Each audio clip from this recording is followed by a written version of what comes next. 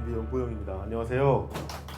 자, 항만 관계자 여러분들께서 그다음에 또 사진 작가께서 또 민속학, 인류학 쪽 접근을 해주시는 분께서 여러분께서 여러 말씀을 해주셨습니다. 저는 뭘 들고 나왔냐면은 문학과 그림, 지도 등을 들고 나왔습니다. 예전 것들이 많죠. 예전 것들이 많은데 저는 이렇게 한번 정리를 해봤습니다. 연대기가 곧 정체인 공간이 있습니다. 그게 어디입니까? 바로 울산에서 거제에 이르는 해역이 연대기가 곧 그 정체인 공간이 아닌가 합니다. 마침 우리 출발 울산에서 하지요. 해서 어디까지 갑니까? 이제 거제까지 갈 텐데 이 바다들은 다 이어져 있는 바다입니다. 이어져 있는 이 바다는 그 해역에 장승포면 장생포, 방어지면 방어진 그곳의 연대기가 다 스스로의 정체를 밝히고 있는 것이죠.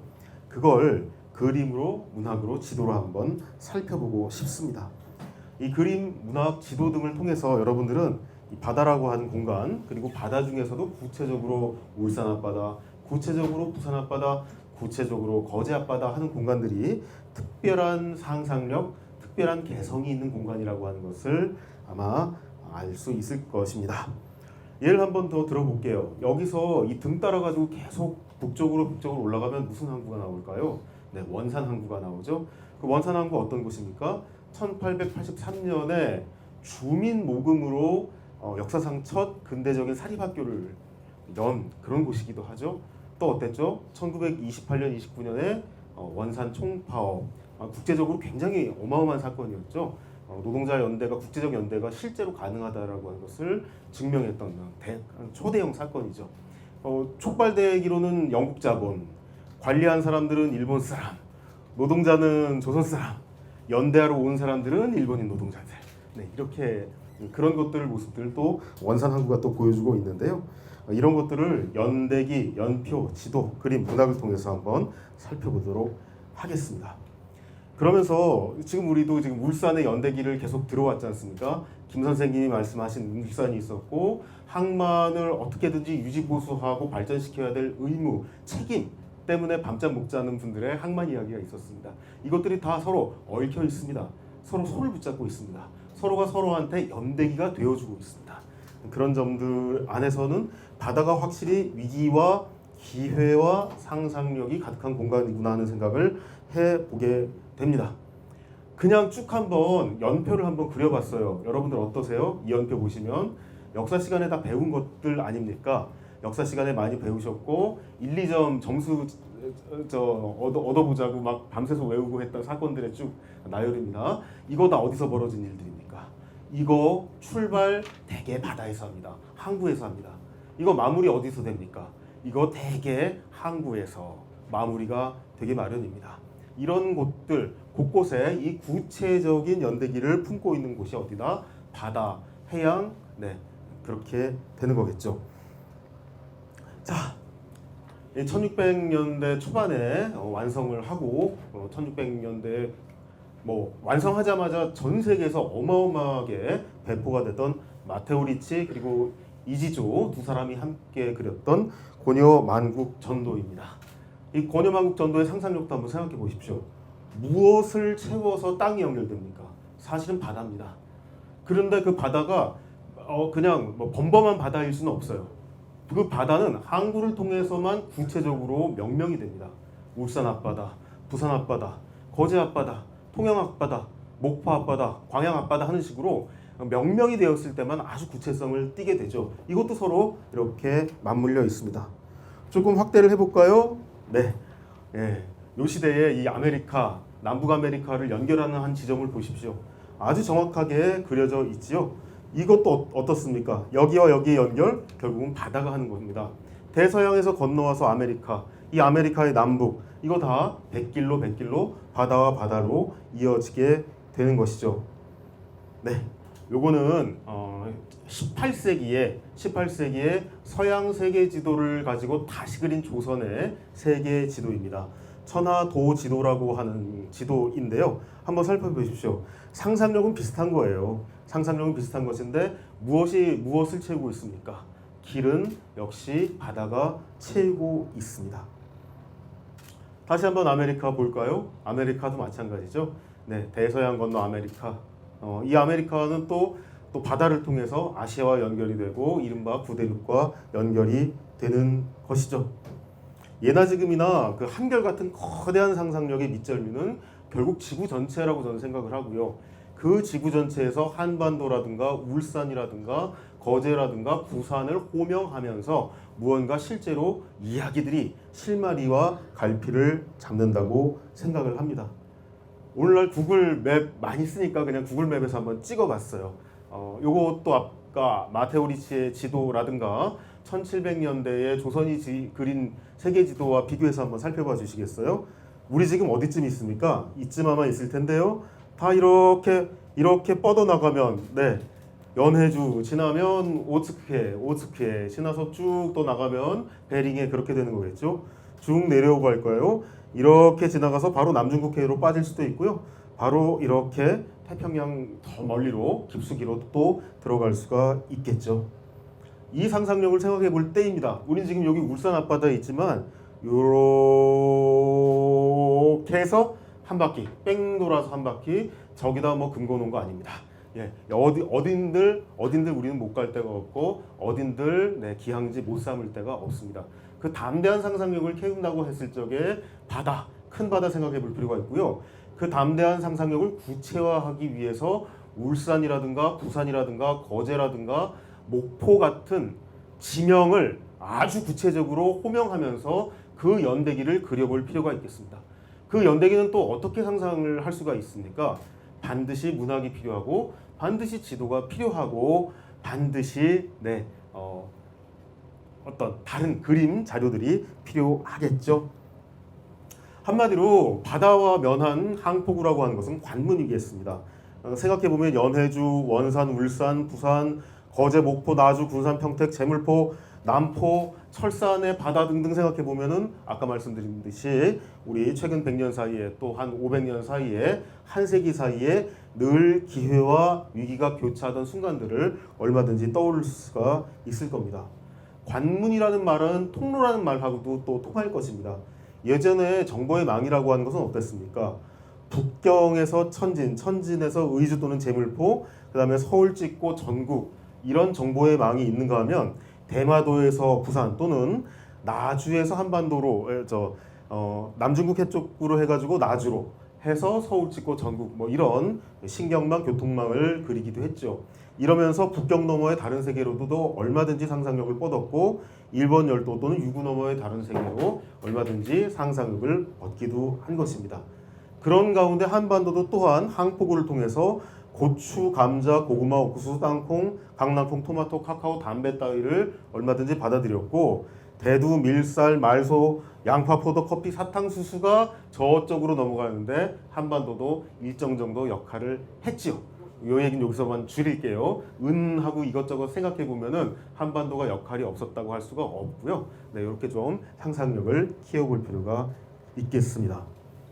근데 이제 첫 번째 만남에서부터 세계하고 만날 때부터 첫 번째부터 순조롭지는 않았다. 이런 생각을 또 해보게 돼요. 그러니까 이거는 만났을 적에 이 만남 자체도 위기하고 기회 양쪽이 다 있는 건데요. 이걸 조선 해역의 황당선 또는 이양선, 일본 해역에서는 보통 흑선이라고 불렀는데 요 황당선, 이양선, 흑선의 이미지로 한번 상상을 해볼까 합니다.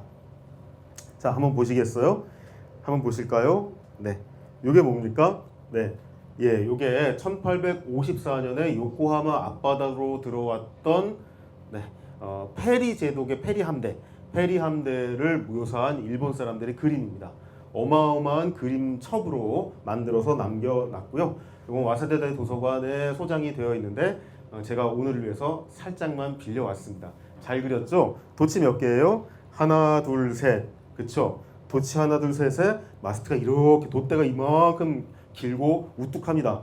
자, 일반적으로 유럽이나 북미권에서 정크라고 표현하는 작은 돛담배들이 이렇게 옆으로 지나가고 있습니다만은 이 작은 돛담배마저도 수병이 탑승한 또는 육전대가 또는 해병이 탑승한 보트에 비해서 살짝 뭔가 미세가 없는 그런 모습으로 묘사가 되어 있습니다.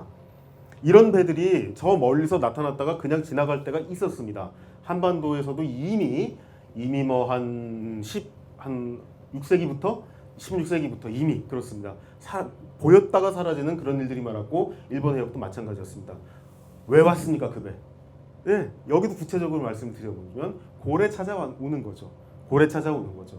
그리고 좀 있다가는 어떻게? 네, 금은 보화가 아시아에는 널렸다라고 하는 헛소문을 믿고 동인도 회사를 필두로 해서 그런 사람들이 계속해서 한반도와 일본 해역을 누비고 다녔던 거죠. 이렇게 들어왔던 배들은 항상 뭘 그렇게 가지고 왔습니까? 이거죠. 이거 대포라고 하는 걸 갖고 들어왔고 누가 봐도 요 페리를 묘사한 거예요. 페리를 묘사한 건데 페리 제독을 묘사한 건데 네, 이런 무서운 걸 갖고 들어와서 요코하마 앞바다에서 어떻게 했습니까? 1850년대에 네, 하루 종일 함포 사격을 해가지고 이른바 문호개방이라고 하는 것을 얻어내기도 했죠. 네, 요거는 같은 그림첩 속에 있는 묘사인데요. 전통적인 일본 배에 견주어서 지금 완전 무장을 한 수병, 육전대, 해병이 보트를 타고 이렇게 가는 모습입니다. 여기 옆에 바퀴가 있는 그 윤선이라고 하는 거죠. 증기기관도 이용하고 순풍에 돛달고 바람도 이용해가면서 이런 배들이 떠 있는 거죠. 이런 모습입니다. 요런 친구들하고 만나서도 요것도 황당하지요. 그러니까 황당선이에요. 요런 모습의 보트를 만나서도 요것도 이상하지요. 그래서 이양선이에요. 누가 봐도 동아시아의 다른 나라가 아닌 거예요. 동아시아의 같은 문화권의 배가 아닌 거기 때문에 네, 이국선이라고 표현도 했고요.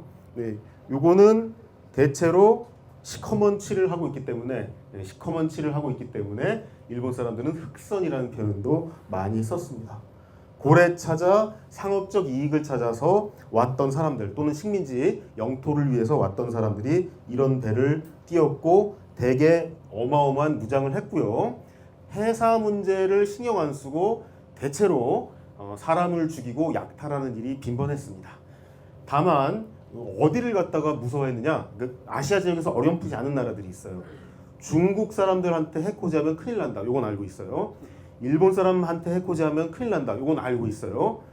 어렴풋하지만 코레아 또는 초신 쪽 사람들한테 함부로 하면 큰일 난다. 요건 어렴풋하지만 알아요. 또는 베트남 사람한테 잘못하면 큰일 난다. 요건 아는 거예요. 왜 그렇죠? 이거는 국가의 체제가 어쨌든 무력의 그 무기와 무력의 군대 해군의 그 배의 기술력 그 격차는 알만하지만 어쨌든 끝까지 이 사람들은 이른바 문정이라고 하는 거 그다음에 국제적으로 해사 문제를 물고 늘어질 수 있는 체제가 잡혀 있는 곳이라고 하는 걸 알고 있기 때문에 함부로 못했어요. 그러니까 그렇지 않은 다른 데서 어떤 일이 벌어지느냐? 그 자카르타 지역이나 자바 쪽으로 가면은 항상 뭐가 일어납니까? 대만 해역에서도 많이 일어난 일은 무조건 죽이고 무조건 약탈. 이게 동인도 회사들은 항상 그런 사략선 노릇을 그런 식으로 해왔죠. 근데 여기는 그래도 그런 짓을 못하는 거예요. 아까 말씀드린 것처럼 어마어마한 이양선과 황당선들이 나타난다. 요거는 이제 정수일 선생님이 이제 그 정리했던 개념도인데요. 보시다시피 아주 오래전부터 여러 곳에 나타나는데 한결같이 고래 찾아서 조금 있으니까 어떻게 됐습니까? 무역 이익, 그 다음에 식민지를 더 넓히려는 그런 욕심으로 어마어마하게 이렇게 황당선들이 나타나는 거죠. 자, 여기도 마찬가지입니다. 이미 1544년쯤 되면은 알 수는 없지만 그게 어느 선적국의 어떤 배인지는 알 수 없지만은 황당선 기록들이 나오기 시작합니다. 여기도 뭐 어떻게 되고 있어요? 요것도 추적을 못 해가지고 끝내 잡아내지 못했지만 사람 죽이고 들어왔어요. 사람을 죽이고 들어왔다고.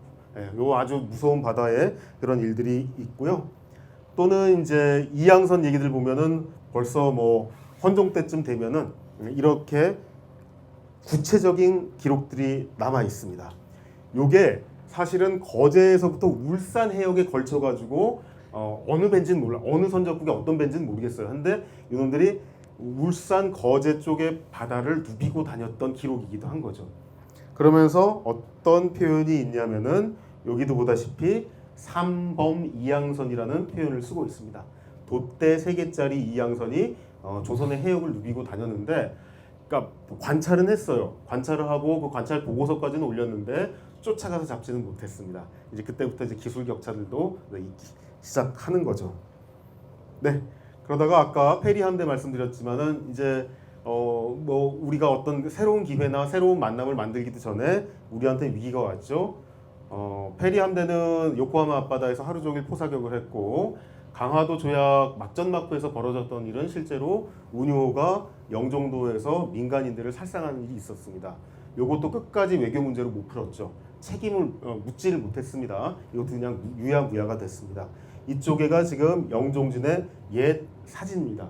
이거 아무것도 아닌 것 같지만 사실 이거 인천 시립박물관의 배성수 학예사께서 이거 이제 최근에 작년이구나. 작년에 박물관 소식이라고 하는 잡지에다가 이렇게 사진 자료와 함께 올려놨는데 이 사진 한 장이 해주는 말이 너무너무 많은 거예요. 사진 한 장으로 우리가 읽어야 될 게 정말 많은 거예요. 아까 우리 지도도 지금 휙휙휙휙 넘어오긴 했지만은 지도 한 장 보는 데만도 하루 16주 정도 수업이 가능하겠죠. 지도 한 장을 가지고도 뭐 그런 것들인데 제가 오늘 무슨 강연을 하느니 강의를 하느니 그런 것보다도 자료를 보면서 같이 감각을 해보는 그런 시간이었으면 해요. 자, 지도로 한번 볼까요? 뭐가 보이십니까? 아이고, 방어진이 여기 있네요. 네, 방어진이 여기 보이죠? 요거는 동요도라고 해가지고 대동여지도의 원곡격이 되는 지도입니다. 그 지도에서 가져왔어요. 방어진이 보이고요. 예, 그리고 여기 울산이 이렇게 자리를 하고 울산 좌병영이 울산에 있으면 여기 울산에서 좌병영이 이렇게 잘 보입니다. 그리고 울산에서 울산의 독특한 민속에 보고 있는 곳이 또 어디가 있습니까? 달천이라고 하는 곳들도 잘 보이고 있죠. 근데 이 울산이 결국은 우리 이렇게 뻗어나갈 수 있었던 거는 뭐겠습니까? 바로 나가서 관문이 되기 때문에 이 지리 조건을 잘 이용한 덕분에 오늘의 울산이 있는 거겠죠. 이건 이제 조선 후기에 읍지 편찬을 많이 하게 되는데 읍지 편찬을 하면서 나왔던 지도입니다. 보시다시피 정말 중요한 지명 방어진은 절대 안 빠지죠. 네, 방어진이 이렇게 빠지지 않는 가운데 네, 보시다시피 울산 지역의 이런 모습들을 볼 수가 있고요. 네, 요거는 18세기 지도입니다. 동국대지도라고 정상기라는 분이 그린 지도인데 그거에 이제 수많은 복제품들이 나왔죠. 동시대에 벌써 복제품들이 많이 생기기 시작했던 지도인데 예, 보시다시피 요 빨간 선이 뭐냐면은 다 수로를 말하는 겁니다. 예. 육지에 있는 빨간 선은 육로, 바다로 그려지는 수로는 다 수로인데 이 빨간 선을 한번 보십시오.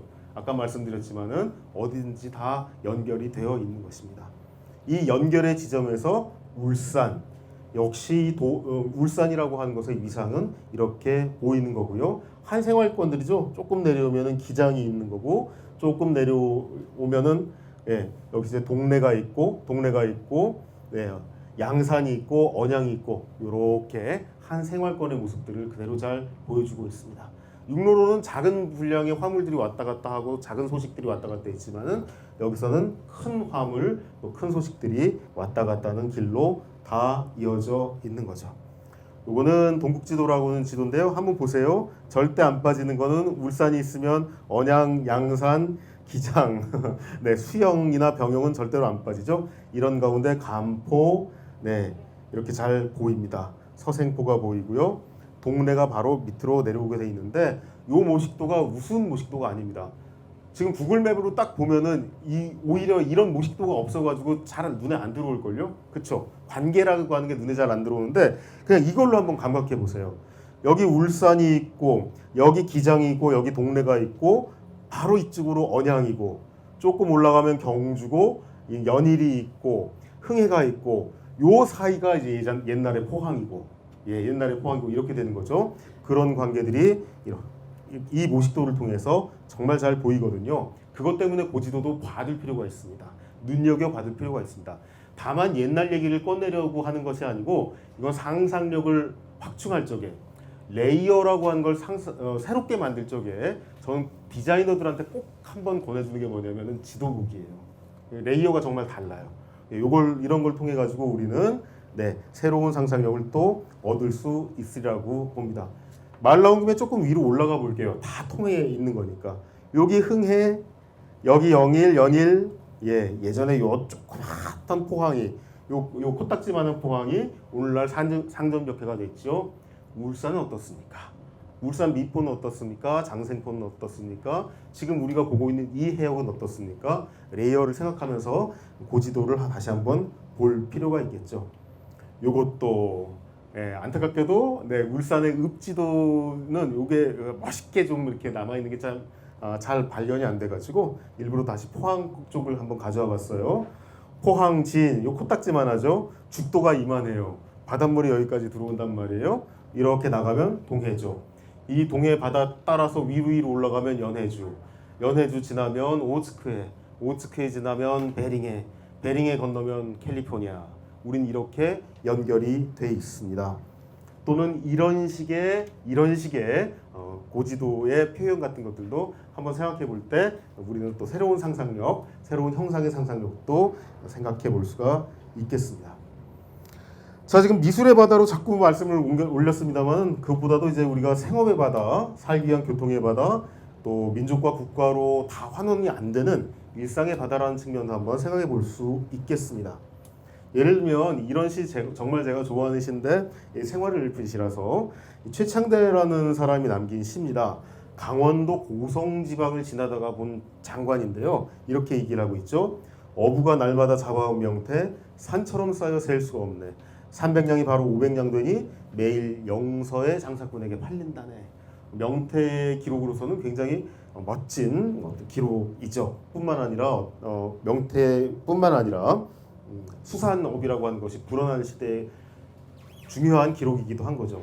이게 영서의 장사꾼으로 넘어갈 수도 있지만 크게는 어떻게 되는 겁니까? 사실은 배찜을 만들어 가지고 통영까지 붙여요.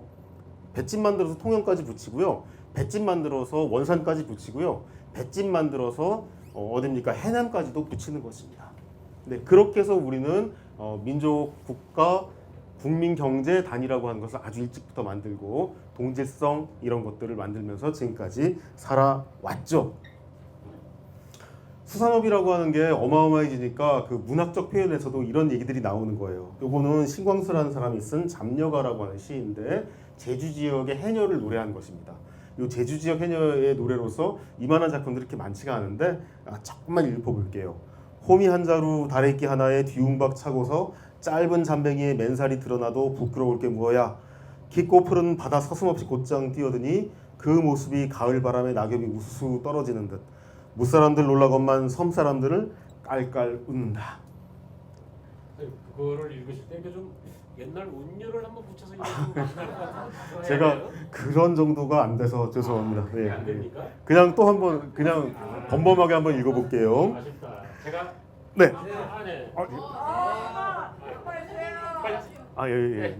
네. 그러면 푸른 물결 사이로 어느새 솟구쳐 올라 뒤움박줄 얼른 끌어당겨 뒤움박에 올라타고 휘파람 길게 불어 한 번에 숨 토해내니 그 소리 깊고 깊은 수음까지 구슬피 울겠네. 어마어마한 얘기죠. 이거 뭐예요? 자맥질에서 들어갔다가 올라와서 한꺼번에 숨 쉬니까 그 숨비 소리라고 하는 걸 묘사한 거죠. 이런 것들이 남아 있습니다. 이런 것들이 오늘날에도 상상력의 미천이 되어줄 것이라고 저는 생각을 하고 울산 지역에서도 이런 것들이 많이 발굴이 되고 그러니까 입에서 입으로가 힘든 시대라면은 김 선생님 같은 연구자분들께서 문자로 남겨주시고 매체랑 손잡고 영상으로 남겨주시면 어떨까 하는 그런 생각을 또 해봅니다. 또는 그런데 이게 그냥 멋있다로 안 끝나죠. 신광수가 읊은 거. 자맥질에 능한 여인은 물속 거의 100처가래까지 들어간다지만 가다가 누구는 어떻게 됩니까? 네, 사고 나면 시신도 못 건지는 그런 상황이 될 수 있는 거죠. 이런 면들을 읽고 있습니다. 와, 1년 내내 업이 안 끊어져요. 요거는 김여라고 하는 시인이 남긴 고시위 장원경처 심시작. 저도 이제 자꾸 까먹어가지고 써왔어요. 제목이 좀 길어요. 거기 나오는 업의 모습입니다. 3월 조기, 4월 도다리 다 음력이에요. 옛날이니까 음력이죠. 5월 준치. 네. 그다음에 6월에 이제 양양까지 쫓아가는 거예요. 거래를 하러 양양을 쫓아갔는데 어민들의 삶을 이렇게 노래하고 있습니다. 비탈에 얼기설기 지은 집이란 제비집골. 불그스름한 송어는 달기가 젖과 같고 기름진 살에 점점이 엉긴 기름기는 눈이라도 내린 듯. 음력 6월에 이제 송어 장사하러 간 거고 또 연어알 같은 것도 어마어마하게 중요한 거래품이었죠. 근데 어쨌든 이 얼기설기 지은 집에서의 어떤 생활의 모습을 이렇게 얘기하고 있습니다. 남들은 전복하기가 쉽다지만 동해안 권역으로 해서는 이 북방 그 전복의 매력이 어마어마했습니다. 아주 예부터 한중일 전복 네트워크는 분명히 있어요. 요 분야 연구는 이제 국립민속박물관에 계셨고 지금은 목포대로 자리를 옮겨가신 인류학자 오창현 선생님이 열심히 파고 있는데 그 네트워크가 주는 또 즐거움이 있어요.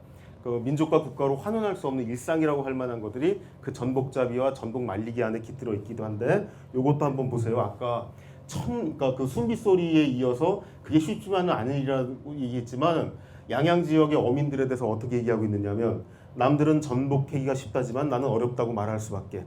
흔들리는 작은 배는 그야말로 소라 껍데기꼴, 왼발에는 통발 묶고 오른손에는 쇠꼬챙이 들고 나간 바다. 요 묘사를 통해서 어떤 모습이 떠오르죠.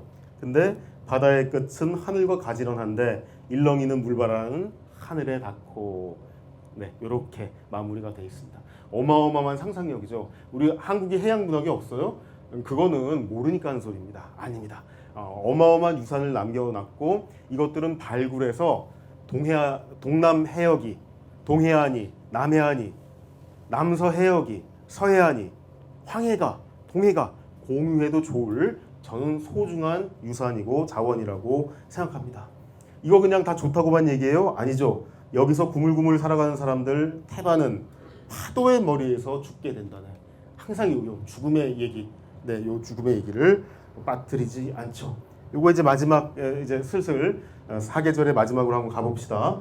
7월에는 숭어, 8월에는 민어, 9월에는 농어 이런 식으로 음력 기준입니다. 예전에 팔도의 물산들을 이렇게 얘기를 하고 10월에는 된설이 내리고 해협에는 파도가 끝없이 일렁이네. 어부가 다투어 말하니 명태가 파랑을 너울을 불러일으킨다지 라고 얘기를 하고 있습니다. 이게 다 어떤 것하고 연결이 되어 있습니까?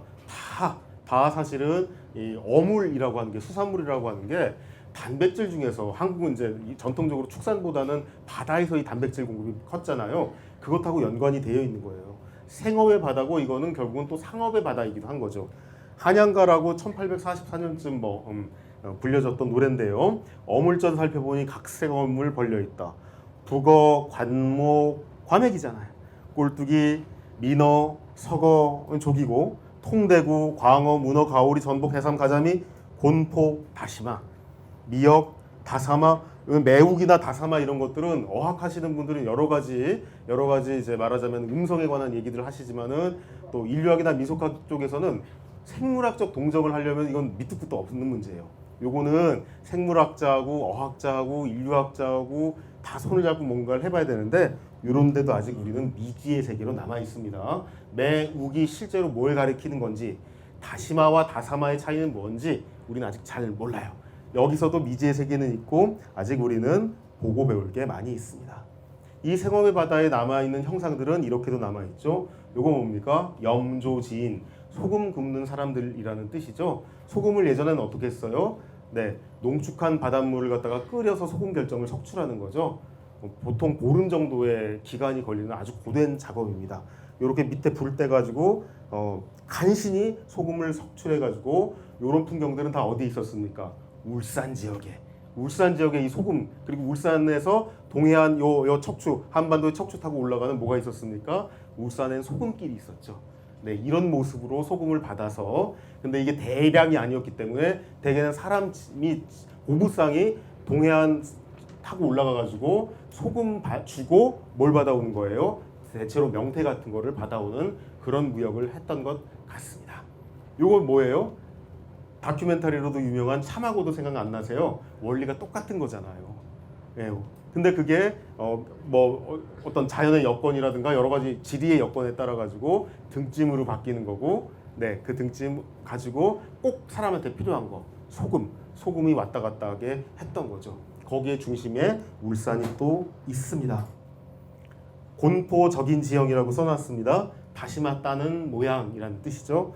예, 둘 다 이건 김준근이라는 사람의 그림이고요. 이런 모습들 참 재밌죠. 이런 형상으로 일상을 남겼습니다.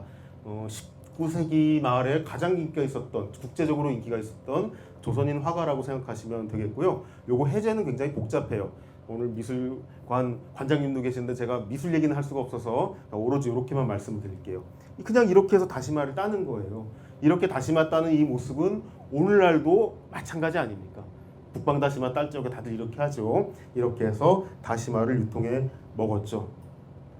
예전의 배의 모습입니다. 잔뜩 곡식을 싣고 움직이는 정도인데 이 정도 배를 가지고 수군을 움직이고 이 정도 배를 가지고 달아나는 영해 침범해가지고 함부로 측량하고 달아나는 삼범 이양선을 쫓아가기는 어려웠을 겁니다.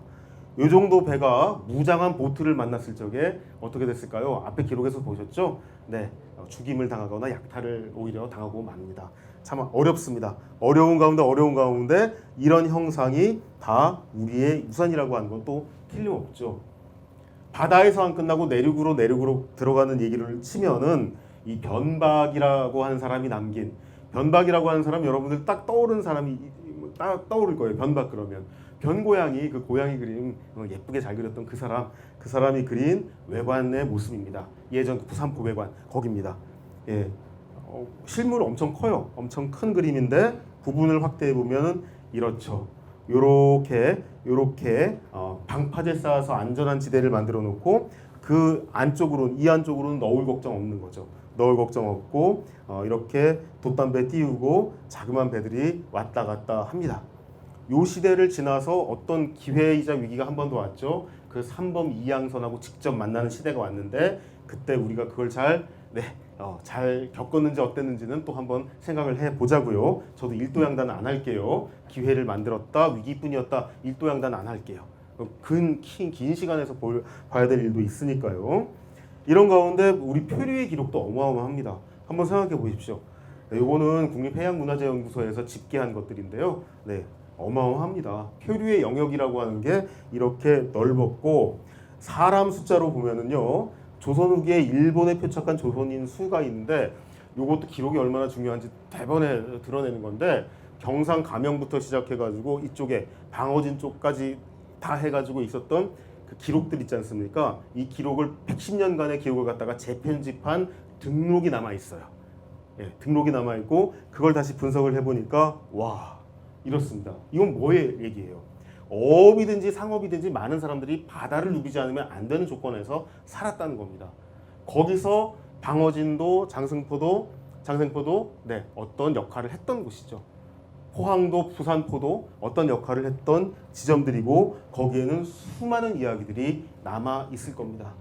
수많은 기록과 집계들을 살펴보면 이 표류한 사람들이 있었다로 끝날 일은 아닐 거라고 생각을 하고요. 대표적으로 영화 자산어보에도 나와서 재미를 줬던 이 문순득이라는 사람이 있죠. 문순득이라는 사람은 상업적으로 홍어를 다루기 위해서, 대량으로 홍어를 다루기 위해서 흑산도에서 배를 타고 나주 영산포로 가다가 표류를 하게 됩니다. 그래서 오키나와 거쳐서 필리핀 거쳐서 마카오 찍고 중국 대륙 거쳐가지고 조선까지 들어오게 되는데 요 얘기가 어떻게 남아 있습니까? 표해시말이라고 하는 기록물로 쫙 남아 있습니다. 네, 요거는 어때요? 그러니까 여기서도 마찬가지지만은 바다라고 하는 게 다 이어져 있구나. 이 바다라고 하는 것이 다 이어져 있구나라는 것을 이보다 더 잘 보여주는 것도 없을 겁니다. 표해로 이런 정도의 표류가 있었을 때의 당시의 이제 그림이죠. 요거는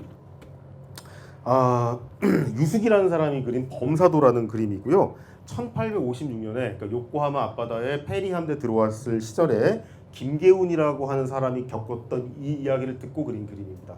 요 정도 배를 타고 대한해역 왔다 갔다 하는 게 그렇게 무서운 일이었어요. 풍랑이 심하니까 어떻게 됐냐? 아예 돛을 잘라버렸죠. 아예 돛을 잘라버립니다. 이거 더 위험할 수 있다고 하니까 선제적으로 아예 돛을 자르는 그런 배 정도를 타면서 왔다 갔다 했던 거죠. 근데 표류한 사람만 있었던 게 아니에요. 또 다른 모습이 있어요. 예를 들면 조이안의 채척전 같은 데는 누가 나오냐면은 여성 항해사의 모습도 나옵니다. 표류한 사람만 있는 게 아니고 용기 있고 뭔가 기술로 숲을 여는 배를 통해서 해운을 통해서 뭐를 여는 사람들이 있는 거죠.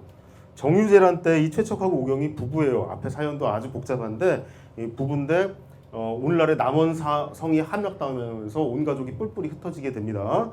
그리고 이 두 부부 사이에 있었던 몽석이라고 하는 아들을 이 집 종이 데리고 연곡사까지, 그러니까 구례 쪽이에요. 연곡사까지 이렇게 도망을 갔는데 끝내 이렇게 몸쪽은 이렇게 죽임을 당하게 됐습니다. 칼에 맞은 후유증을 극복하지 못하고 죽게 됐고요. 어쨌든 이 그다음 이야기는 이거예요. 이 오경은 이런 가운데 어떻게 됐냐면은 오경은 외적한테 잡힙니다. 외병들한테 잡혀가지고 나고야 선단에 끌려가게 됐습니다. 나고야 선단에 끌려가게 되니까 이게 말하자면 실의해가지고 자살을 하려고 했어요. 현해탄에 몸을 던지려고 했어요. 근데 그때마다 나고야 선단의 선단장이었던 도누라고 하는 선단장이 이걸 어떻게든 살려냈어요. 마침 살려냈고, 이 오경하고 최척은 우여곡절 끝에 중국 남부에서 다시 만났고, 어쨌든 그런 일이 있었고, 이제 항주 지역에서 이렇게 조선으로 돌아올 궁리를 하는데, 요 밑에부터가 오경이 항해 준비를 하면서 임진왜란 지나고 정유재란 지나고 많은 세월이 지난 다음 난 끝까지 고향으로 가야겠다 생각하고 항해 준비하면서 했던 얘기들이에요. 한번 들려드릴게요. 아들한테 하는 얘기입니다. 그 사이에 이제 몽선이라는 둘째가 태어났는데 너는 이제 배를 한 척 사고 양식을 준비해라. 이곳에서 조선까지는 수로로 불과 2-3천 리밖에 되지 않는다. 하느님께서 돌보시에 혹 순풍을 만나게 된다면 채 열흘도 못되어 우리나라에 당도할 수 있을 것이다. 나는 이미 마음을 정했다. 네, 수로가 험난해도 내게 이미 경험이 있다. 옛날 일본에 있을 때 요거 나고야 선단 끌려갔을 때 이 사람이 계속 승진을 해서 사자 항해사가 돼요. 1등 항해사가 됐어요. 오경이라는 여성이. 설정은 남성 변복을 하고 있었던 걸로 설정이 되어 있는데 그걸 모르겠어. 근데 어쨌든 이거 사람은 살아남은 거지.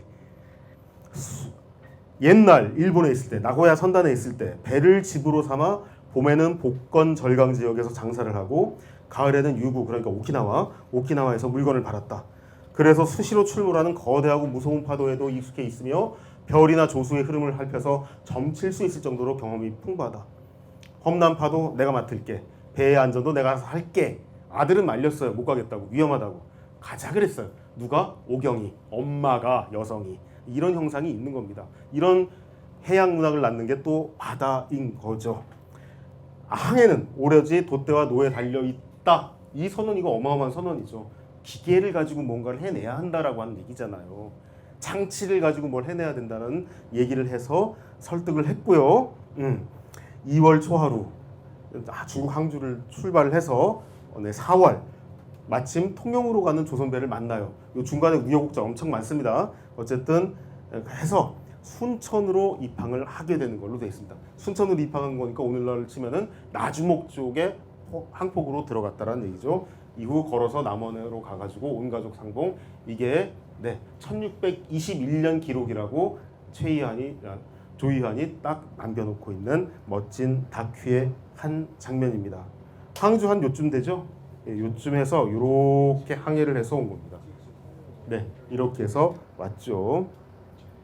그뿐만 아니라 바다는 아주 재미난 또 다른 상상력을 잔뜩 품고 있어요. 예를 들면 인어 이야기. 한반도 해역의 인어 이야기는 진짜 복잡하고 재밌습니다.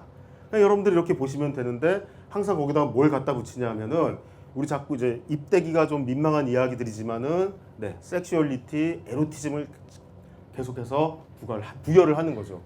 함경도 지역은 또 이런 것들이 있어요. 뭐가 있냐면은 쾌락은 즐기고 출산의 부담은 지지 않는 그런 일상이 어떻게 가능하냐? 바다에서 인어하고 가능하다라고 하는 그러한 또 얘기들도 있죠. 보시다시피 이런 식의 인어 얘기를 하는가 하면 얘기도 너무 재밌죠. 인어 기름이 정말 좋습니다. 마치 내가 직접 발라봤던 것처럼 천연스럽게 이렇게 말하는 사람을 갖다가 설정을 해놓고 있죠. 유몽인의 어우야담에 보이는 얘기입니다. 인어 기름이 정말 좋습니다. 오래되어도 상하지 않습니다. 날이 갈수록 썩은 내 더하는 고래 기름에 견줄 바가 아닙니다. 이런 식의 얘기도 하고 있습니다. 나는 이런 이야기를 들은 적이 있다. 간성의 어부가 인어 한 마리를 잡았는데 피부가 눈처럼 흰 것이 여자의 피부와 같았다 이하. 네, 또는 인어를 수육으로 해서 먹는다라고 하는 그런 이야기도 있어요. 우리한테 인어는 어떤 인어죠? 맘메이드 프린세스는 저 할리우드 영화사에서 이렇게 해준 건데 그게 다가 아니고 이런 상상력도 있죠. 그리고 항상 상상력을 보강하기 위해서 여러 가지 다른 문헌에다가 근거지를 마련해 주고 있죠. 아까 김담령 얘기 나왔는데 여기도 김담령이라고 하는 건 실제 인물로 이렇게 얘기가 들어있고요. 또 재미난 작가 이옥이 쓴 인어 이야기는 이런 것들이 있어요. 이런 이야기들이 있는데 예를 들면 이렇죠. 백운필에 나온 얘기입니다. 자, 주인이 들에서 돌아와 잡은 인어를 삶아서 대접하려 하기에 놀라서 물으니 그냥 아주 편안하게 물고기입니다 이랬대요. 여기도 다 뭐가 사실은 개입돼 있어요. 네, 여러분들 자료집에 있는 그대로 섹슈얼리티, 에로티즘, 즐길 건 즐기는데 육아 부담 없음 그렇잖아요. 이런 상상력들이 바다를 근거해서 펼쳐지기도 합니다.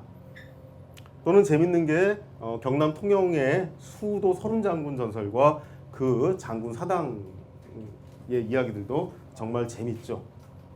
이것도 그냥 여러분들이 딱 보시면 알만한 얘기들인데 그냥 이렇게 요약할 수 있을 것 같아요. 꼭 중앙정부가 다냐? 이런 거 있는 거지.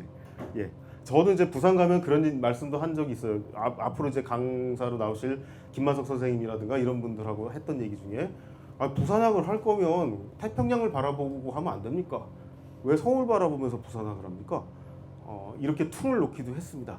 이런 얘기들도 언젠가는 울산의 여러분들과 또 거제의 여러분들과 목포의 여러분들과 제물포의 평택의 원산의 여러분들과 남포 앞바다 여러분들과 나눌 수 있었으면 좋겠습니다. 보세요. 일단 관을 갖다가 깨고 보는 거예요. 안 되겠다 싶으면 관이 나한테 도와주는 거 없지? 그럼 깨고 보는 거예요. 관 깼어요. 깼는데 잘 됐어요? 잘 안 됐지? 어떻게 안 되는 거예요? 중앙하고 밀고 당기게 실패하면서는 또 참 요런 얘기들의 은유는 지금 이 행사를 기획하고 여기 참여하시는 분들일수록 한 번 더 되감아 볼 필요도 있는 거대한 은유의 세계가 아닐까 하는 생각을 해 봅니다. 요약하면 이런 얘기인데, 그렇지. 중앙관은 외부 침입해서 무력했어요. 그래서 내가 무장했어요. 그랬더니 무장 해제하라 그래, 중앙에서. 못하겠다 그랬어. 그렇게 이야기들이 사단이 벌어지는 것입니다. 네. 그래서 생각해 보면은 그때 바다하고 지금 바다는 다른 바다잖아요.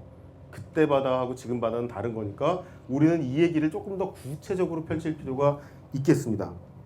아까 말씀드린 것처럼 이 기술에도 뭐 좀 고향이 있고 또 그렇죠. 기술에도 고향이 있고 뭐 그러게 마련인데 이 상상력을 오늘날이라고 하는 것을 잊지 말고 다시 한번 펼칠 다른 방법은 뭐가 없을까요? 그래서 19세기 말 청나라에서 발행했던 점석제 화보라고 하는 잡지입니다. 500호가 넘게 발행이 됐고 굉장히 본격적인 잡지 체제가 있었어요. 뭐가 보여요? 노틸러스, 잠수함. 그때 청나라가 상상한 잠수함은 이런 거고 이제 바다가 달라지고 있다라고 하는 것을 점점 생각을 해 나가고 있는 거예요. 구체적인 기계에 대해서 적응 대응하고 구체적인 기계 안에서 제도 안에서 위기와 기회를 가늠해야 된다라는 대로 생각이 옮겨가고 있는 거죠. 확대를 해볼게요. 이런 형상입니다. 이게 웃기는 그림이에요? 아니에요.